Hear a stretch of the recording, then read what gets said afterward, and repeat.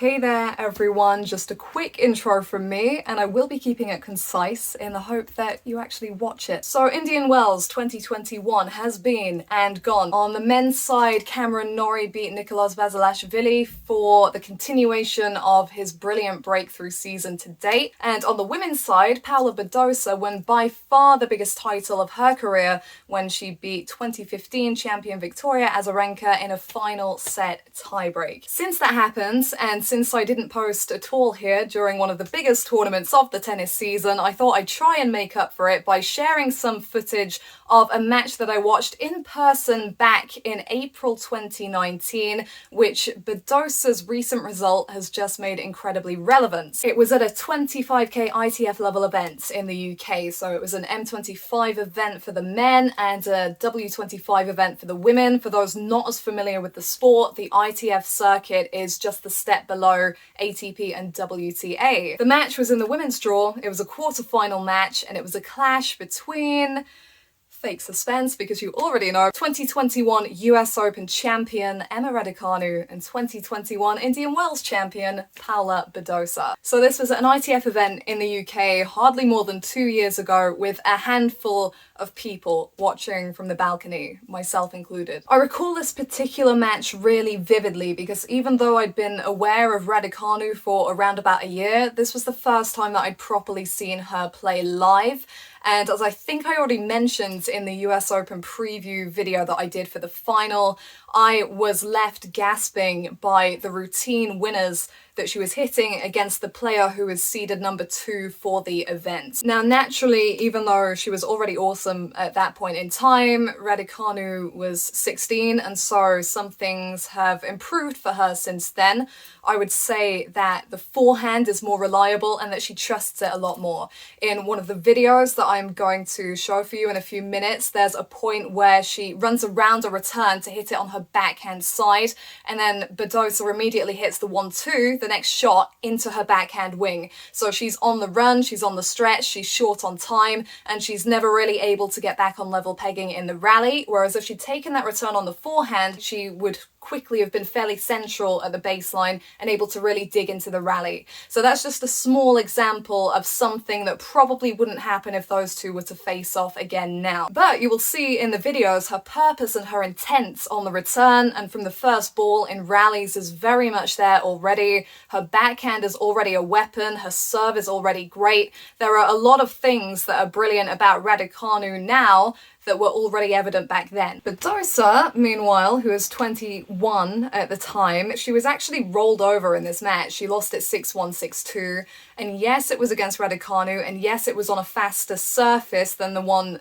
that she went on in Indian Wells and in faster conditions. But 2.5 years later, she's won one of the biggest titles in tennis.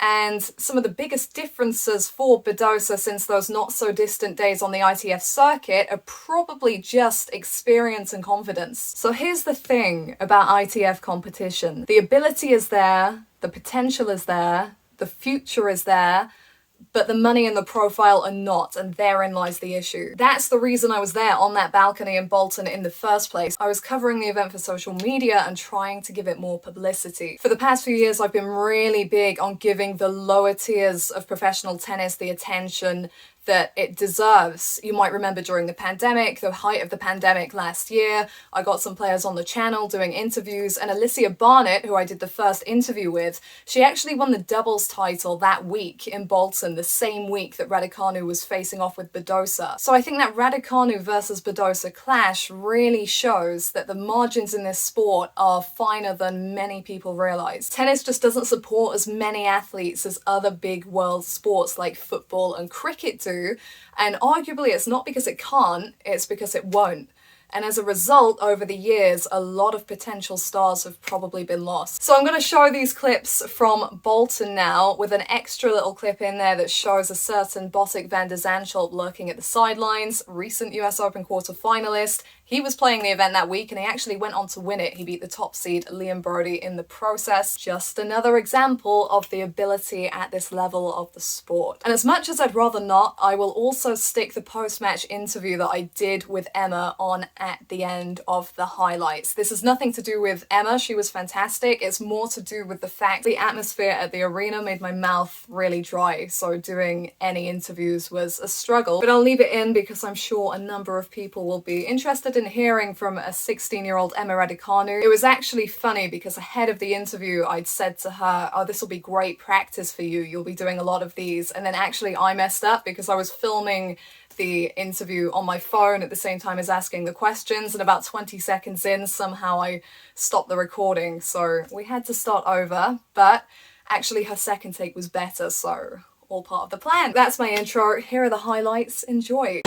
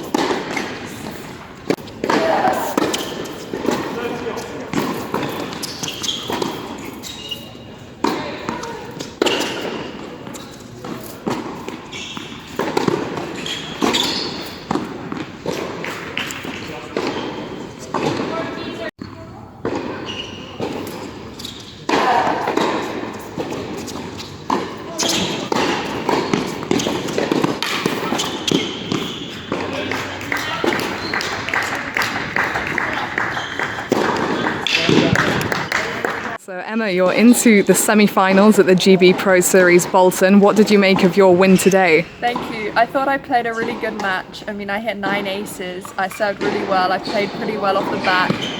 But before the match, I kind of went into it thinking I had no pressure. I mean, Paula, she was ranked so much higher than me, had a lot more experience. I mean, her results just speak for themselves, and I just went with nothing to lose, and obviously I was quite a bit younger, so there was no pressure, and I just loved playing completely free. In the second set, there was a really long deuce game on your serve. How did you manage to stay focused during that? I mean, it was at 3-0, so everyone might have thought, oh, it's 3-0, like you're still ahead by a lot, but actually it's only one break, and you know, Paula had a big serve, she was holding to love, so the next game, so it was actually a really big game to win, and yeah, we had a lot of juice points. I think she had a lot of break points. I can't remember how many, but it was I was just thinking big serve, big serve, big serve, and it was like helping me out a lot. So, and then I went like aggressive, so I just kept to my game. So that was a career best win for you. What have you made of your tournament as a whole here in Bolton? Thank you. I mean, I came in fresh from Israel. I mean, well, not so fresh, I had a lot of 3-set matches, but it's still good. I took a lot of experience from those matches, and you know, just keep going here because it's a 25, it's a level up to what I normally play, and I'm really happy with how I've got here so far. I've been playing some really good tennis indoors again, really enjoying it, and just seeing how far I can go.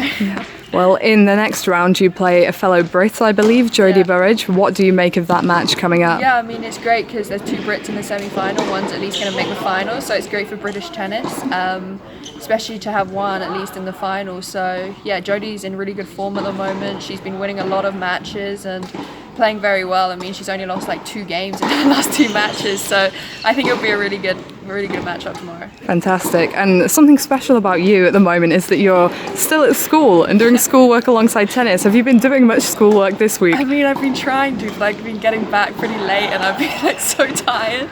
But I've actually got my first French oral exam in less than a month. So yeah, I've got my GCSEs coming up, and hopefully I'll play next week, and that'll be my last tournament for a while and I'll just focus on my GCSEs, get them out of the way. Well, hard work on and off the court so far. Well done, Emma, and congratulations. Thank you. So there you go. I hope you found all that insightful and entertaining, or whatever you hope to get from it. At this point, I could be a beggar and ask you to subscribe, but instead I will say that if you like the channel enough to have just subscribed or already be subscribed, apparently you need to hit the little notifications bell, because that is when you'll actually be informed of when I next upload, whenever that may be. I don't know, you don't know, none of us know. If you want to know when and where I am commentating, then you need to follow me on my social media channels, which I will link to in the description. Over the course of this season, I've been commentating on a UK domestic event which does support players further down the rankings ladder. It's called the UK Pro League, and Emma Raducanu won it last season.